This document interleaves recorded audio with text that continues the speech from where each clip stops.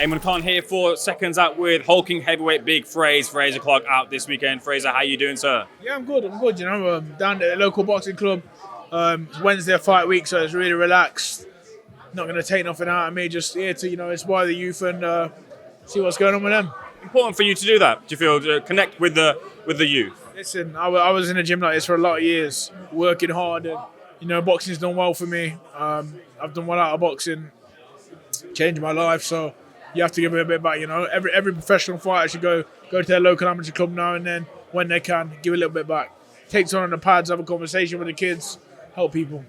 Speaking to Matty Lawless, he said boxers are going to be giving everyone here a pair of gloves, a shirt. If you were to give him a piece of advice, Frazer, on boxing, what's that piece of advice?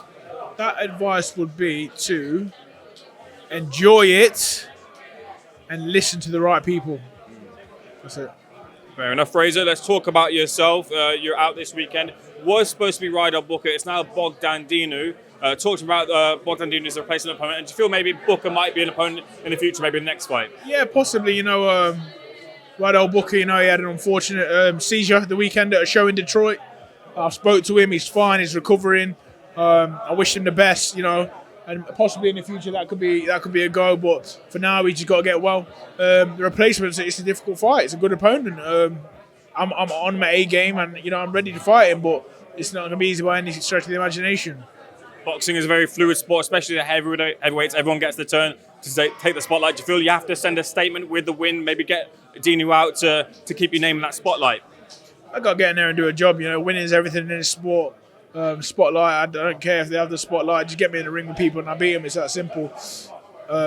Do I want to knock him out? Of course, you want to knock every fight your face out. But I'm not here to please anyone or make anyone feel good. I'm here to look after myself.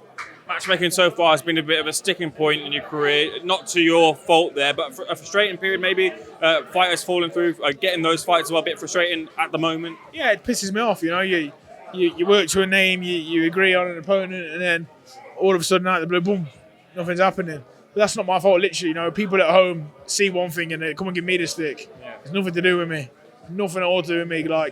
I've never once turned an opponent down on the record, never once. People ask, that it goes through other people, come to me, I say yes. That's out of my hands. If you could plan your perfect 2023, then what would be your perfect 2023? I've had one fight, so another 4 fights possibly. Ending up with a British title shot. Speaking of that British title shot, you've led me to my next question. I spoke to Fabio Wardley the other day. He said to me when it comes to planning his path, you were potentially in his path there, but maybe the team requested more time for yourself. Is that the case? What was it from your side for making that fight go ahead? Well, I think it's just, am I in a position to fight for it yet? If they offer me that fight tomorrow, I take it. Fabio, he's the champion. He's the man in charge at the minute on the British scene. He's got a fight. He's fighting an American guy, I think, on the AJ undercard. I'll be there watching that. He had a fantastic win to get the title. And, if that fight's ever offered to me now or going forward, I'll take that in a heartbeat. So that's not the issue. I think it's just probably a little bit of the politics of boxing and stuff as well.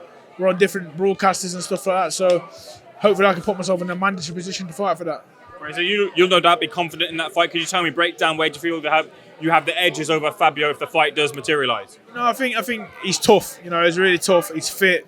He's an athlete. He works hard.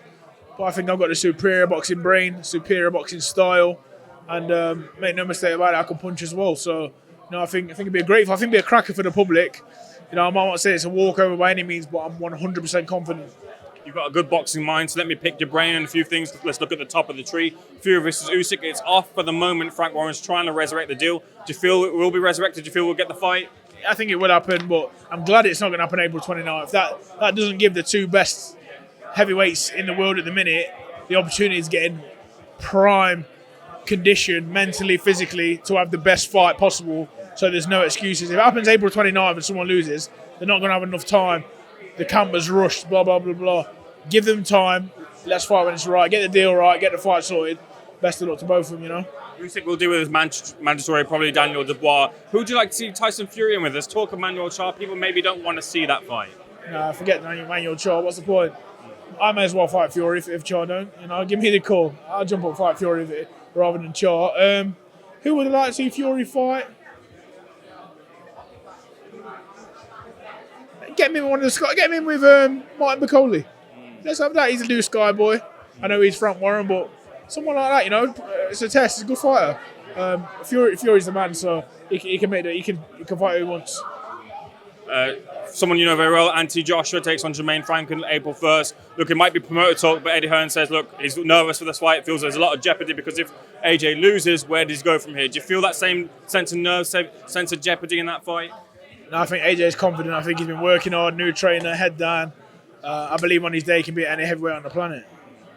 There's been some back and forth between Eddie Hearn and Skye in a sense because when Joshua Buatsi left, they kind of had some back and forth. I wonder, when you initially picked your promoter to choose with, do you look at those sort of things and analyse and make your pick as to who you want to go with because of kind of those back and forths that happen sometimes in the sport? Do you know what? I think Eddie and Matchroom are a great outfit. They'd be good to work for. Skye's and Boxer are a brilliant outfit, and I've really enjoyed my time here. So I think it comes down to individuals, you know. I don't think it's ever personal. I think it's a lot of business.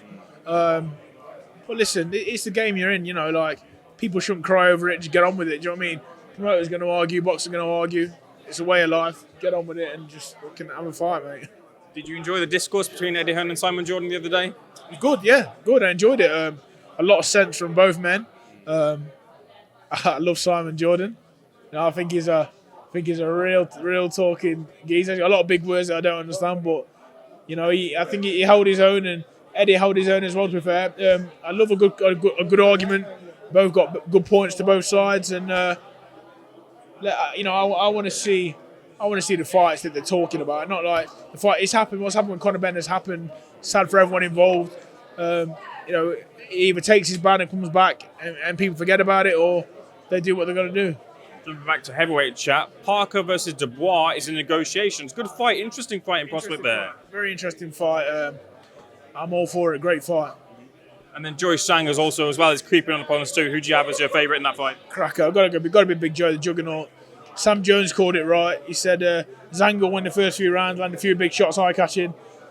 If Joe's still standing after 4 rounds, he probably will be. Then yeah, I got to go Big Joyce. Bring this back to you. You're working with Angel Fernandez. Tell me, in terms of the progression, do you feel you've had that progression so far as a boxer, getting better in the professional ranks and looking to prove that this weekend? 100% getting better with Angel. You know, he's a great coach, great mentor. We're working hard. The whole gym's working hard, and you know, you'll see on Saturday. Yeah, I'll leave the final word with you. What can we expect to see from you on Saturday?